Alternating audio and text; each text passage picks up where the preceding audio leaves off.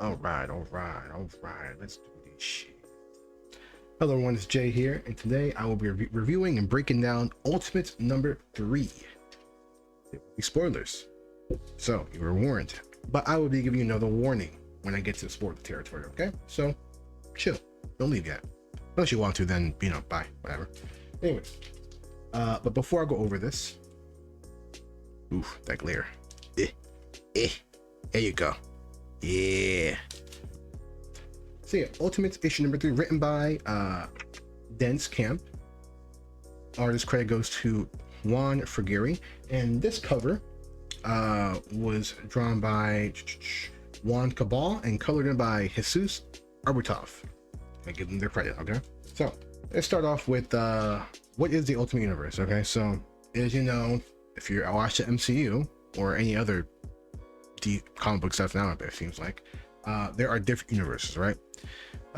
Back in the day, there was the Ultimate Universe, and I had to watch a video to catch me up with this. So before I read like Ultimate Spider-Man, stuff like that, I watched a video by Comic Storian, rest in peace. I watched his Marvel Secret Wars full story from Comic Storian, and it caught me up pretty quickly as to what I need to know about the Ultimate Universe going forward. This is before the I think this is before Ultimate Spider-Man came out. Maybe I'm wrong, I don't know. So he made this a while ago, and I will try to summarize it here. Basically, Secret Wars was an event that happened a few years ago where you had a whole bunch of universes colliding, causing incursions. That sounds familiar, doesn't it? So the Secret Wars. Interesting. Anyways, so during these incursions, Doctor Doom. Interesting. Very interesting. Wasn't there like a project announced recently with Doctor Doom and Secret Wars in a universe where there's incursions? I think. Anyways, so Doctor Doom found out that the Beyonders were beyond this, or behind this, and found a way to defeat them and use Molecule Man to create his own universe where he is God, and he named this place, I think it was called Battle World, which you have different lands. For example, one land was just full of different Thor versions of Thor in different universes. Was called like they were called the Thor Core. Now all these people had no memory of what happened beforehand. They don't know what happened. They just know that this guy Doom is their god. Okay, so now after this happened, while this is going on, Reed Richards, or we'll call him the creator for now, an evil version of Reed Richards from the Ultimate Universe, work together with Miles and Peter to fix things and defeat Doctor Doom. They eventually do defeat Doctor Doom, and the creator ends up creating a whole new universe where he stops heroes from becoming heroes. So that's what we get, like 30-year-old Peter Parker not being Spider-Man. We get Thor being locked up. Captain America was never unfrozen from the ice. Hulk was still created, but I'm not sure what changed in his story, but Hulk is still here, but Hulk is not the Hulk we know. So stuff like that. So in this universe, Anthony Stark, Tony Stark's father, no, Howard Stark is Iron Man. Something happens to him, yada yada. Tony Stark is now the guy with the iron suit. He calls himself Ironlad. So Tony Stark decides the way to defeat the creator is to create these heroes who stop from being created. So he sends out all these care packages out to different heroes who would decide if they want these powers or not, and that's how we get Peter Parker and Ultimate Spider-Man #1. Okay, but this is not about Spider-Man. This is about the Ultimates. This video is Spider-Man will get its own video. Okay, so we get Tony Stark, Thor, and Lady Sif going out, and Captain America. They found out how to unfreeze Captain America. Captain America go out there recruiting people. They eventually recruit Giant Man and Wasp, and now this continues this issue with them going somewhere to recruit some more heroes. Okay, and now we get here. Now it's all covered. Let's go ahead and talk about this comic book. Let me preface this again. I'm a noob to comics. Okay, this is my opinion. All right, opinion of a very non-seasoned comic book reader. Okay, all right. So let's start with the artwork. Artwork wasn't bad and it wasn't amazing. It was pretty good. I liked it. There were a few standout panels. There was one panel in particular where there was a close-up on someone's eyes and there's like some substance falling on their face. I'll get into more of that later in the spoiler, but that was a standout for me. I liked it.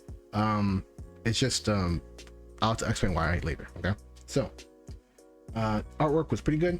Story was great.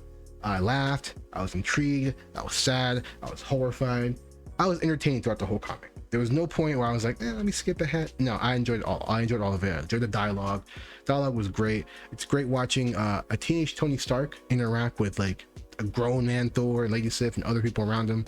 It's good to see Tony Stark like not be a Tony Stark we know. Like we know he's, you know, he's a smart guy, blah, blah, but like he doesn't always have a plan, or he's caught by surprise sometimes. Like, oh, what the fuck? He gets flabbergasted. Pretty cool. I like it. It's different.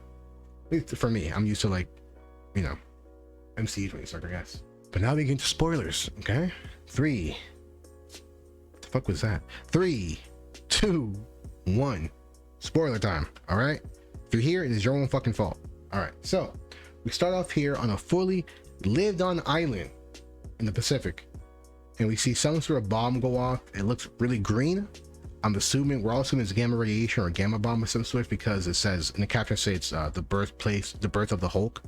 Okay, so we see these green particles fall from the sky after the bomb, and onto these islanders. And this is where we get the panel where I mentioned earlier, where we see the close up. There's a little girl looking up the sky. At first, her eyes look kind of like, you know, like brownish, I think. And then they get a close up as the particles fall on her, and the particles are like really, really glowing green, and her eyes turn green. So we assume that's probably She-Hulk. Probably, right?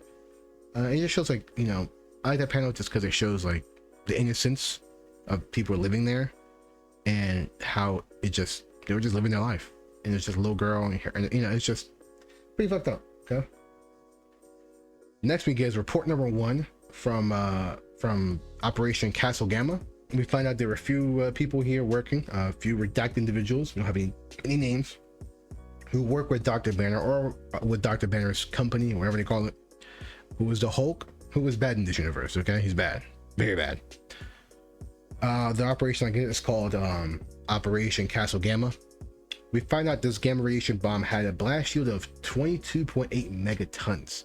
Just for reference, Hiroshima had a blast yield of like 15 megatons. Okay, so if I'm wrong, please correct me, but that's a lot of damage. Okay, that's an ungodly amount of damage, and ungodly amount of life exposed to gamma radiation. On top of that, on top of that, 80 million tons of gamma radiation was spread throughout the area.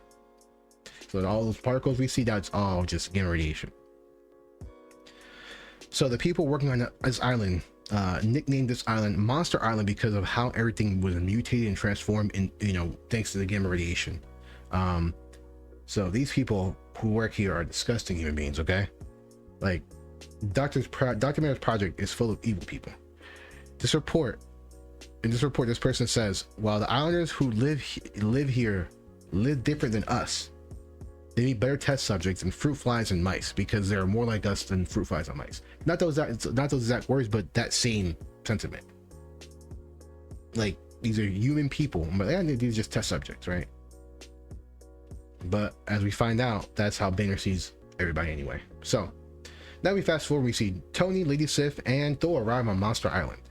And Tony is amazed by all the wildlife and how they mutated thanks to the gamma radiation. They mutated into like things that should be impossible to exist. So he's amazed, right? He's a man of science. He's a scientist. He's very amazed. Then they are attacked by a giant mutant lizard the size of like a dragon. Okay.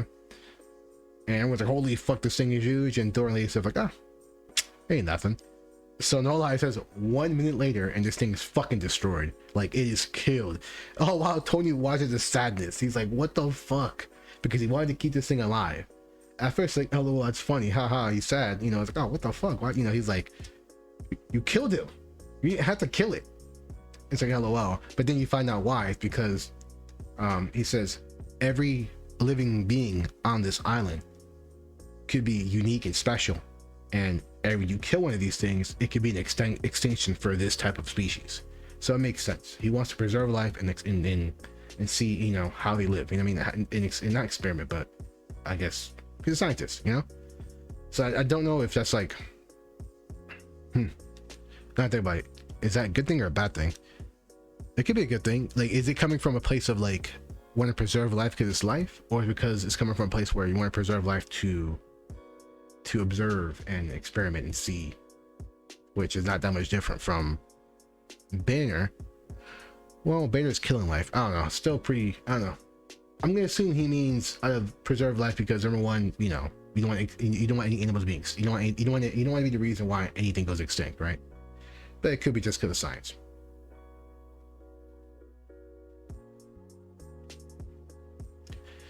Now Thor and Sif respond by saying like, this island's already at war with itself. It's already killing itself. There's nothing you can do. Either it's us or them, basically, right? Side note, all right. Side note. Back to the dialogue part. I love Sif and Tony's relationship.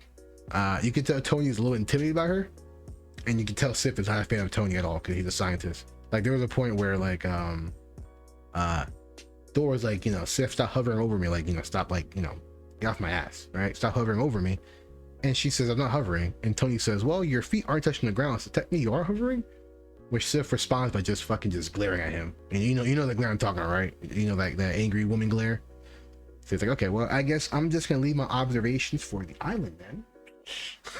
It's fucking funny. All right, so then we get report number 482.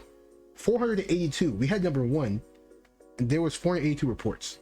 These guys have been here for I don't know how long. Okay, in this report we got a lot of bleak and dark information. So everyone is dead on this project except for this one guy, this doctor, and he mentions that no one's coming for help. He doesn't know why. He mentions giant ants stripping people down to the bone, giant crabs taking their time eating someone, almost like they're savoring eating this person, and a giant mayonnaise flower that uses hypnotic powder to draw people into them so they can eat them. It's very fucking holy shit, right? It's crazy shit. So as this doctor writes this down, he realizes that he and his partners were also part of the experiment. They were guinea pigs. Just like they treated these humans and these animals and these flowers and all these living creatures as experiments, Dr. Banner did the same thing to them and treated them like guinea pigs. He realized that they were just there to be part of the experiment.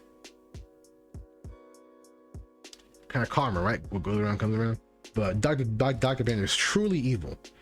He sentenced innocent islanders to torture, unimaginable mutations, and just pain. And he sent his own people who work for him to further the research, but those people were guinea pigs as well. It's just this Dr. Banner in this universe is fucking scary. There's nothing he won't do. No life he would kill in the name of science. It's really fucked up. All right, but then we go back to our crew and they get attacked by what looks like a giant human lizard hybrid. So not like the giant fucking dragon, but like kind of like a Dr. Connor's, it looks like, kind of, you know what I mean, like a, you know, lizard. Turns, and then you know, they get to ask what for a little bit. Tony Stark's kind of flabbergasted. He's like, what the fuck is this? This is where we see Tony Stark kind of like shows inexperience and his youthfulness. He's like, at first he's like, I don't know what the fuck this is, and he gets kind of rocked a little bit.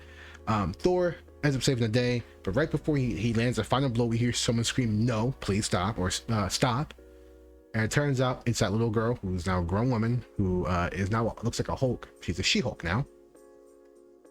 Her name is Lajori Joanna Zakaria, I think. So that's her. She tells him to stop, and then she comforts the giant lizard, or the lizard hybrid human thing, right? And it transforms into a newborn fucking baby, a baby. And just side note, I love seeing Thor's reaction to him realizing he almost fucking smashed a baby skull with Mjolnir. He's like, oh my fuck. Yeah. So she explains what happens. You know, what happens to the island, what happens to the people, about how everyone got mutated, blah, blah, blah, how people died. And Tony reacts by excitedly asking to meet everybody else who's there, because a army full of Hulks will be very helpful against the fight against Hulk and the Creator, right? A war against the Creator and the Hulk. Army full of Hulks? Great. Well, she's like, yeah, I'll show you your army of Hulks. She goes to her village, and literally everybody there besides her is fucked up. Okay, there's one person, she or she is just literally nerves, eyeball skull, and it's just every waking moment for her is pain. The wind is pain. So it's just terrible. Okay. There is this other person who looks like he never grew, you know, but his head grew really, really big. He's in a wheelchair, and apparently he can't talk. He's just drooling on himself. He's just incapable of like doing anything. We don't know they don't know what's going on with him. He can't talk. Okay. It's fucked up. And everybody else has some weird, like you see somebody with like a crab arm, and it's all fucked up. Okay. So this is where Tony and the team try to recruit her at first. And try to recruit her to the team. At first she was hesitant because like she knows what like what others do, what they're capable of. And she explained that, you know, she's seen her mother grow teeth and mouth all over her body. She's seen her father grow wings and try to escape by flying. I'm assuming he fell and died. I'm not sure because she explained that part, but I'm assuming he fell and died. Very fucked up shit to see as a child. So I can understand her hesitation. She knows what, you know, people are capable of. So the team tell her, hey man, this is your war more than others. Like, look at what they did to your people. I mean, this is, you know, this is fucked. So she said, okay, we'll make a deal. I help you and you reverse the damage to my island and my people. Tony was a little hesitant at first because this is a really, really big thing to do. It's he doesn't know if it's possible, but he says he'll try, and they make a deal. So then at the very end, we find out Director Banner has been watching the whole time through a hidden camera he placed on the island. So let's see what he does with that. Side note, all these fucking console people, the makers console people, have cameras everywhere. Like I read I think Ultimate Spider-Man number 7, I think last week's issue, and Kingpin had fucking cameras everywhere as well. Or was it number 6? I can't remember. So yeah, these guys have cameras everywhere. I don't know how you guys are gonna fight these guys, but it's gonna be interesting. Overall, I give this comic, I liked it better than Kitty X number 1. I'll give this one a 9. I'll give it a 9. I'll give it a 9. In the future, I may reread this again and maybe give it lower, maybe give it higher. I'm not sure. Like I said in my other video, my grading right now is kind of fucked because I'm not really a lot of comics under my belt, but I'm enjoying them, so I'm gonna fuck what y'all think. I give this a fucking 9. All right. The artwork was okay, or not okay. The artwork was good. Dialogue was great. Made me laugh, made me cry, not cry, made me laugh, made me feel things. Seeing all the mutations of all the people there was fucking horrifying. Reading the reports about how things happened was disturbing but intriguing, kept me engaged with what's going on. I really like the story. 9. I think 9's a good place for me. Yeah, we'll give it a 9. Give it a 9. What it lacks for me is I think no, I mean I'm not even into that. I just give it a 9. All right, let's do that. So yeah, that is my review for Ultimates number 3. Very good comic. I said you should pick it up. I will be reading X-Men issue number 2 next, probably. I'm not sure if I'll do a video on that one, but we will see. Thank you for hanging out. If you liked the video, please like the video. Subscribe to the channel for more content like this. If you want more content from me, go on my TikTok. I upload different type of videos, comic book, video games. I'll stream almost every weekend night at twitch.tv/crazyj. My TikTok is crazyj. So if you want to come hang out, talk comic books, talk Radiant Black, because I love Radiant Black, talk Ultimates, give me comic book suggestions I can read. That doesn't have to be Marvel, it could be DC. Please give me a good DC comic to read, a good DC title to read, because I need one. I don't know. Give me one. But yeah, thanks for hanging out. Peace.